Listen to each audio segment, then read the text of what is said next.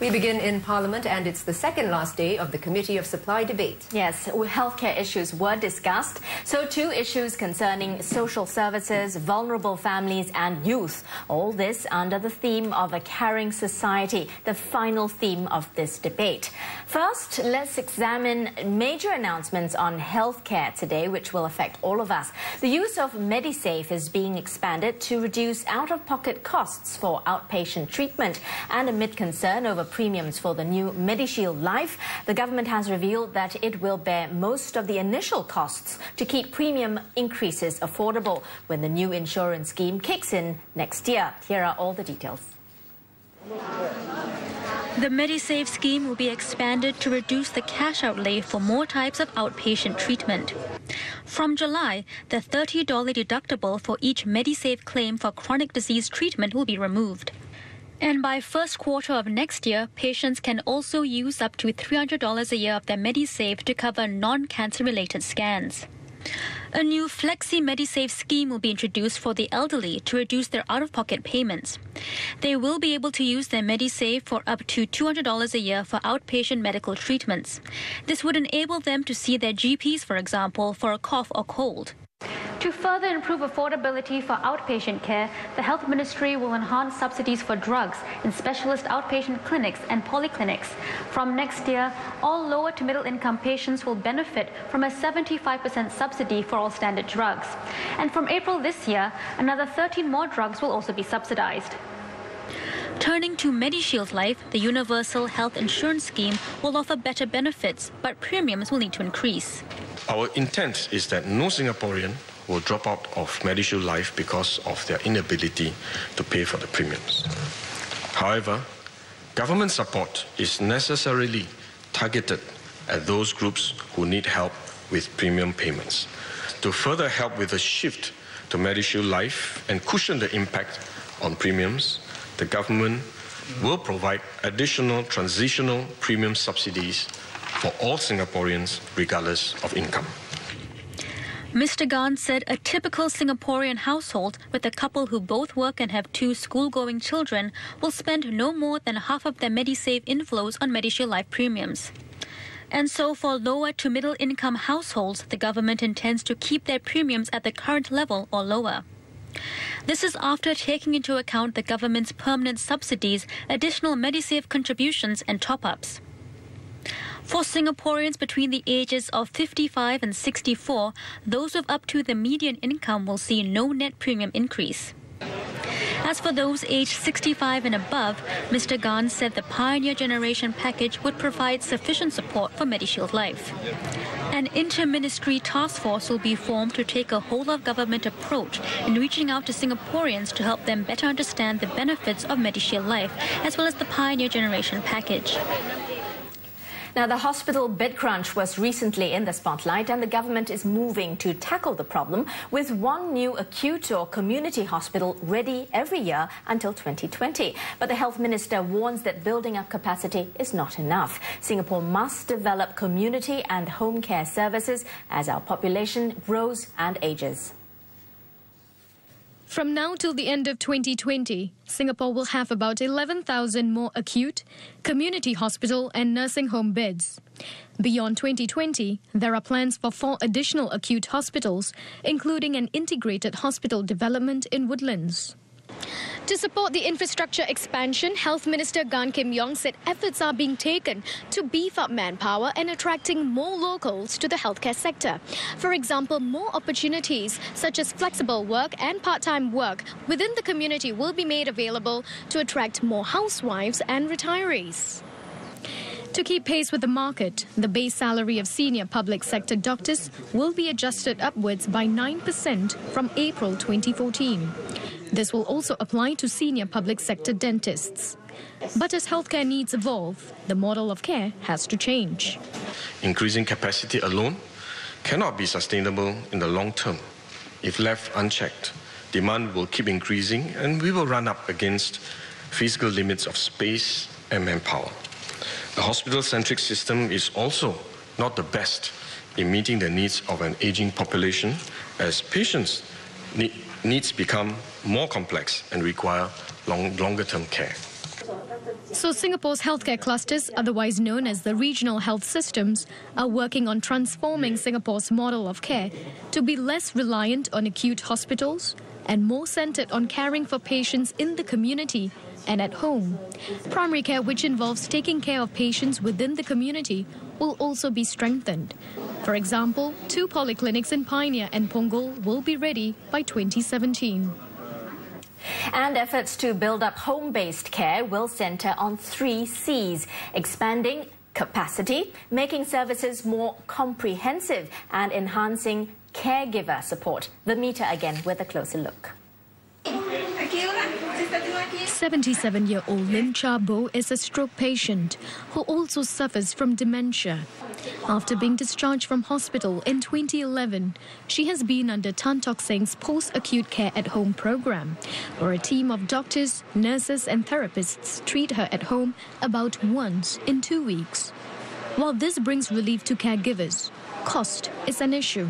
If one calculates the overall cost of home care versus the cost of hospitalization, there is a big difference in the remuneration process, because hospitalization is often covered by MediShield, and so the patient pays very little out of pocket, whereas for home care, they often end up having to pay whatever rates are charged, and so that becomes, or it seems to them to be more expensive. So to help more families like Madam Lim's, the government will be extending subsidies to home-based rehabilitation services from next month. Seniors can get their homes assessed for hazards for a subsidized fee as well. We want to catch the window where home-based rehabilitation can help improve their function. A therapist or therapy aide will visit the senior's home to assess and carry out active rehabilitation for up to 4 months. The objective is to bring rehabilitation in a more timely manner to these seniors at home, enabling them to regain as much of their functional ability as possible within their daily living environment and remain independent longer. In addition, the interim caregiver service, which provides seniors with an extended period of personal care, will be available at all restructured hospitals and community hospitals this year. The Agency for Integrated Care will also be working with several service providers to make home care more integrated and client-centric. The ministry will also be studying a new funding model in which providers will be paid on a per-client basis, with a fixed amount given each month for each senior based on his care needs. To complement home care services, elder care centres will also be expanded. For one centre-based care capacity will be doubled by 2020, with more than 3,000 daycare places added. Also, a new one-stop senior care centre within the community where seniors can receive daycare, dementia daycare and rehabilitation all under one roof will also be developed. You're with News 5 tonight. Now, the bulk of today's discussion in Parliament centred on healthcare. And the hospital bed crunch was among the issues raised. It's also the subject of our debate of the day.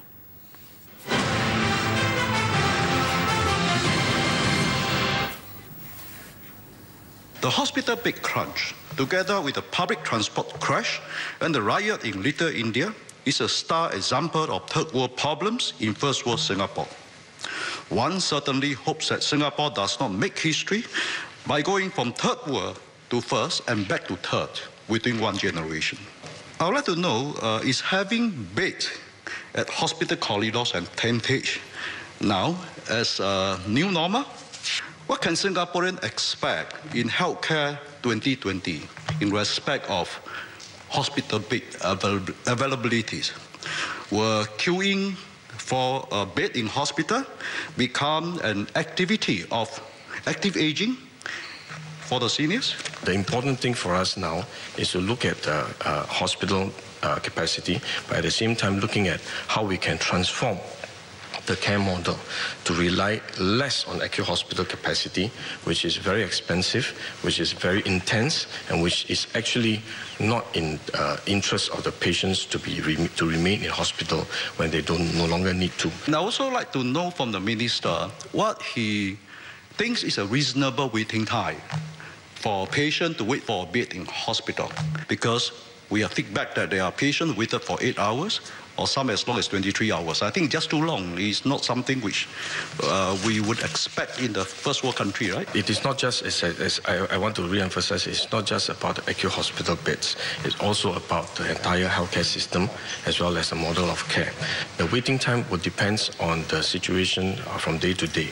For a normal day, we should not expect a patient to wait more than a few hours. But for patients who are more urgent, in fact, they will be warded immediately. What is more important is that even while they are waiting, their care and their safety will not be compromised. Because we have inpatient teams that will be on hand, even at the A&E, the observation ward, to keep watch over them, to provide them with the necessary treatment, so that treatment will start even before they were warded. Getting people to lose a total of 1 million kilograms over 3 years. That's the aim of a first-of-its-kind initiative being launched this weekend. The 1 million kg challenge targets at least 300,000 participants. That means each person has to lose about 3 kilos, which isn't so bad. And there are incentives apart from achieving good health. Prizes include a car and a holiday package. Participants will be encouraged to take part in healthy lifestyle activities and will have to track and report their weight. You can sign up online. The website is on your screen or at roadshows. Also announced today, shops will soon be barred from putting cigarettes on display. They'll have to keep tobacco products out of sight. The aim is to protect young people from the marketing of such items. After the move is legislated, retailers will have a grace period of 12 months to comply. Next, Singapore's Youth Corps, a program to train future leaders of the nation. It will have its pilot intake of about 200 in June and will then be launched in phases. Acting Minister for Culture, Community and Youth, Lawrence Wong, gave details in Parliament today. The one-year program will see youngsters volunteer in community projects here and abroad. Another element will be a structured residential training program to equip participants with knowledge and skills in leadership, project management and service. After the pilot run, more applications will be opened up later in the year. Mr. Wong said the selection process is rigorous, but the aim is to recruit people from diverse backgrounds, from the Institutes of Technical Education to polytechnics and universities. At the end of the day, it is for our youth today to shape the next 50 years in the Singapore they want. This generation of youths, those who are in their teens to their 30s, they are the post-pioneer generation. Now, we are all familiar with the Chinese proverb that family wealth does not last 3 generations. It's not just a Chinese saying. In fact, similar saying can be found in many cultures. But there are also exceptions to this. And so it is for our country. Our nation's destiny is not preordained. It is what we choose to make of it. Mr. Wong also shared one of his key priorities for the year, to champion a strong culture of corporate giving. He said volunteer involvement tends to dip when people start working, so acts of giving must become a natural extension of working life. Mr. Wong acknowledged that some companies find it difficult to get involved, some don't know where to begin, while others think it makes little business sense. His ministry will work with partners on this, and more details will be given later. Now, debate on the Committee of Supply Estimates for the last ministry has begun. Topics under the Ministry of Social and Family Development ranged from assistance schemes for preschoolers to showing kind Singaporeans who want to volunteer where help is required. One MP even suggested paying volunteers for their assistance. I know this sounds at first blush perhaps a socially and morally unacceptable idea, to pay people to volunteer. But to me, this is not volunteering. It is really payment for work. Freelance, flexible work, but work nonetheless. Another argument is that this will crowd out volunteers who would otherwise have done this. But my feeling is that there is a great need on the ground. There are more needs than there are hands. There are many good kindergartens, some with long history. MOE also saw it fit to support aided schools with religious affiliations. This government has prided our recent budgets for being inclusive. I believe we can be more inclusive to allow more, if not all, kindergartens to be KIFA supported. Some fellow Singaporeans, when they see other people who may be in need, one common response is to take a photo or a video and then send it to social or traditional media and lament how sad or bad the situation is. While some people do this for reasons that are less than noble, I like to believe that there are many kind Singaporeans out there who do not readily know who and how to contact in order to get more direct and timely help for those in need. I'll be back tomorrow with highlights from the final day of the Parliament session. I look forward to that, Sharon. Thank you.